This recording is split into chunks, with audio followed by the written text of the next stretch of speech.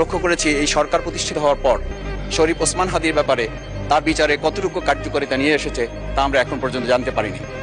আমার মনে হয় আমরা সংবিধান নিয়ে ঘাটাঘাটি করতে করতে যদি সংবিধানই আমাদের রক্ষা করতে পারত, তাহলে সংবিধান আমাদেরকে বলে দিত যে আমাদের সেদিন বালুর ট্রাক সরানোর ক্ষেত্রে সংবিধানের পৃষ্ঠা আমাদেরকে খুঁজতে হতো। সংবিধান যদি আমাদেরকে রক্ষা করতে পারত, তাহলে ৭২-এর সংবিধানের আলোকে আজকে আমাদের এখানে থাকার কথা না। আমি শফিকুল ইসলাম মাসুদ, আমার এখন জেলখানায় থাকার কথা। সংবিধান যদি মানতে হতো, তাহলে আমাদের মাননীয় প্রধানমন্ত্রী বাংলাদেশে থাকার কথা না, অন্য দেশের বাইরে থাকার কথা। সংবিধান মানতে হলে বর্তমান স্বরাষ্ট্রমন্ত্রীর এখন দেশের বাইরে থাকার কথা ছিল।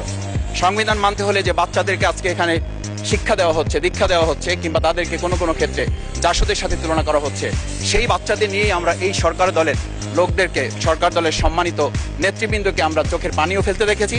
আবার কাউকে কাউকে কথা বলতেও শুনেছি যে এই সমস্ত বাচ্চাদের, আমরা তাদের শিক্ষার্থীদের আন্দোলনের সাথে আমাদের কোনো সম্পর্ক ছিল না। 14 দল মিটিং করে বলেছিল এই জামাত শিবিরে হচ্ছে সবচেয়ে বড় সমস্যা, তাদেরকে নিষিদ্ধ করলে এই আন্দোলন থেমে যাবে। আজ একটা কথা পরিষ্কার বলতে চাই, এই গণবিপ্লব নিয়ে আমাদের মাথা ব্যথার মূল কারণ হচ্ছে এখানে শেখ হাসিনা আমাদেরকে যথার্থ টার্গেটটা করেছিল। সেই টার্গেটের মূল লক্ষ্য ছিলাম আমরা।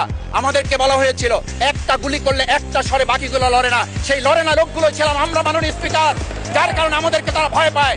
আবার যদি গণভোট, জুলাই সনদ নিয়ে এই জাতির সাথে প্রতারণা করা হয়, তাহলে মূল্য দিতে হবে শুধু নয়, আবার আমাদেরকে 17 বছরের সেই জেল জুলুম, নিপীড়ন, গুম খুনের জায়গায় আমাদেরকে ফিরে যেতে হবে।